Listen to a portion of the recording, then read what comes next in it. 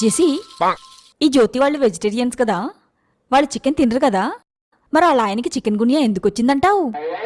హౌలదాన్వా, chicken గునియా చికెన్తో రాదు, మస్కిటోతో వస్తుంది. వాళ్ళు మస్కిటో కూడా తినరు. మస్కిటో తింటే కాదు, కుడితే వస్తుంది. మస్కిటోని ఎందుకు కుడతారు వాళ్ళు? వాళ్ళు మస్కిటోని కుడితే కాదు, మస్కిటో వాళ్ళని కుడితే. ఓహో, మరి మస్కిటో కుడితే చండాలంగా చికెన్ గునియా ఏంటి, మస్కిటో గునియా అనాలిగా.